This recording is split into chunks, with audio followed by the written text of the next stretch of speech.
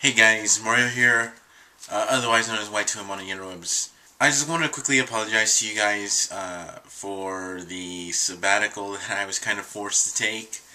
And I'm making a quick video because I don't want to not miss out on making a review, but at the same time, I just don't have the time right now to make one and work on it and just post it up, because by the time I do that, it's going to be Thursday or Friday, and it's going to be time for the next set of reviews, and that would be just a waste of everybody's time. So I'm just going to go through the comics that I picked up over the last week and a half, and just give you my quick impressions. I know some of you will be pretty much disappointed, especially since Green Lantern New Guardians came out not too long ago, and I know some of you are a fan of my Lantern Ball Z voice. But I'm still a little bit sick, so even if I actually had the opportunity to do it, I couldn't because my voice is still pretty bad. Still going through a cough. So let me just quickly just run through. I got Batman: The Dark Knight #9. Basically as another tie-in to the Court of Owls, except it was kind of a waste. You really didn't need this one at all. I cannot recommend this to you. And I also got The Dark Knight kind of as a tryout. I dropped the series a long time ago because of the whole One Face crap. And I don't think I'm going to get back into it anytime soon. This was a wasted issue. The cover's misleading. This does not happen at all. And although it ties into the Scott Snyder Batman series, you can really not have this and it won't affect a thing. Nothing. I mean, I gave it a chance and it didn't do anything for me, so bye Dark Knight. So I also got Superman #9, and this issue was kind of a letdown. The whole thing with the Russian sub was a bit of a red herring. I felt that Lois, Jimmy, and other figures of the Daily Planet were more forcefully tacked on. They feel like more background characters instead of significant characters to Clark/Superman's life. And the villain that they're trying to introduce, I'm not really impressed by her at all. In fact, I don't expect that story arc to last very long. I feel that Superman will beat her really quickly and easily. I expected better from Jan Jurgens issues. The last two have been fan-freaking-tastic, and this was a bit of a letdown. I picked up The Flash as well. Artwork still just as pretty. Gorilla Grodd's introduction was awesome. Gorilla City and all the gorilla lore was great. But I felt that Barry was a little too relaxed, considering that people that he cared about are still missing, and he can't track them. He's basically at the mercy of the Speed Force, and that whole gorilla prophecy thing that the Flash may or may not be involved in, it was a bit of a cop-out, and I just don't like it when they go that route. I mean, it just seems a little too plot convenient for me. Now, even the worst issue of the Flash is still better than a lot of other series out there in DC. So while I'm not going to drop it or put it on notice or anything like that, it could have been better. Green Lantern New Guardians was amazing. And despite the fact that they tried to tie it with Blue Beetle, you didn't really need to get the book. You still understand the direness of the situation, the fact that the Blue Lanterns are being attacked by the Reach, the fact that things look desperate, the fact that we find out a lot of revelations about the Blue Lanterns, especially what their weakness is and how they can lose their rings. I love how St. Walker and a few other notables stepped up, and I love that there's a symbiotic relationship between the Blue and the Green Lanterns, and that it goes both ways. I love that, and I really hope that things get resolved soon. I really would hate to see the Blue Lanterns meet an untimely end, because this is actually one of my favorite Lantern Corps. But this series has such a Dragon Ball Z feel, and in a good way. I love it so much. It's an underestimated, underrated comic series that I think everyone should read and enjoy. Aquaman is still a favorite of mine. It's still one of my top 6. It's still dealing with the Black Manta and Aquaman's former partners in his past. We find out that things are pretty personal for Arthur and the Black Manta, And once you find out what that revelation is, it kind of all makes sense and ties together. I love how they're still building up character for each character in the book. And I love Jeff Johns and Ivan Reis's duo of writing and artwork. Um, the fact that they managed to make Aquaman not only relevant, but make him a good read. Like, one of the best reads that the DCU has right now is Aquaman. And I highly recommend it to everyone. Everyone. I loved the Batman Annual. I loved it so much.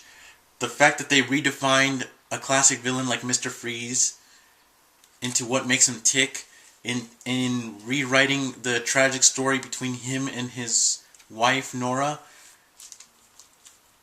The fact that they kind of gave him a altered story behind that blew my mind. But I loved that they went that route, and the fact that to add even more tragedy to tragedy, we see Freeze's past with a relative of his and how that ended up, which just made my jaw drop a little bit when I saw the end. It was such an amazing issue, and there's more to Mr. Freeze than just being a madman like the Joker or whatever. He's cold, he's calculating, but he has a reason for it. And I really hope that this is not the last we see of Freeze. I really hope that this is the beginning of something awesome in the New 52. I know a lot of purists will probably be pissed as hell because of the changes that were made to Freeze's character. But the way I see it, this is a new universe. This is the New 52, and there's room for new stories and reimaginings. This would be the time for it, and I think it was perfect for Mr. Freeze. I really, really, really, really love this issue, and I highly recommend it to everyone. Everyone who loves Batman or DC or whatever has to have Batman Annual in their collection. This was such an amazing issue. And finally, the only comic from the second wave of the New 52 that I personally wanted to get, that I got, Batman Incorporated #1. It was so nice to see Grant Morrison continue on with his Batman series. And this is the second volume, and it is a direct continuation of the first volume of Batman Incorporated, which you can now pick up in its hardcover format. It collected all the issues in hardcover so you can get caught up in the story. This #1, Volume 2, continues right where the last issue, the Leviathan Strikes issues, left off, with Leviathan being revealed as her, and Damian being the target of a $500 million bounty. Things are dire, things are serious. We see the reason, we start to see the necessity, rather, for the Batman presence to be felt all over the world, so that they can combat a threat exactly like Leviathan. Whether or not they'll succeed, we don't know, but we do know that failure is not an option. The stakes are getting super high, and I love each and every page of this comic. A lot of people will probably be turned off by Chris Burnham's art, especially if they've read other Bat books and they're more used to the darker gothic tones, or Scott Snyder's Batman with Greg Capullo's artwork. But this is its own Bat entity, its own series, and I rather prefer the colors. It just has that noir-ish, spy-ish tone and feel to it. And I know that's weird for Batman, but I think for Batman Incorporated, it works. Grant Morrison's writing is top-notch. I understood what was going on from beginning to end. There was no explanation, no birds of prey confusion. You knew exactly what was going on. And I love how, even though you probably never have read the previous volume issues of Batman Incorporated, you still can figure out what's going on. And this would have been my pick for if I had done like an actual full episode of 52 review. Anyway, that does it for now. I once again apologize. A lot of things have been going on behind the scenes, including me being sick for longer than I wanted to. And it just has killed a lot of my free time. but I didn't want to just not do one for you guys. This coming weekend, I will try my hardest to do an actual episode for you. Please don't hold me to that, because I don't know exactly what's going to happen in the next few days, but I will try my hardest. But as always, if you have any comments, questions, or whatever, please comment. I do read them, and I usually do get back to you guys, because I feel that the attention you give to me when I make my reviews, I should give back in kind when you put down comments, which have been just amazing.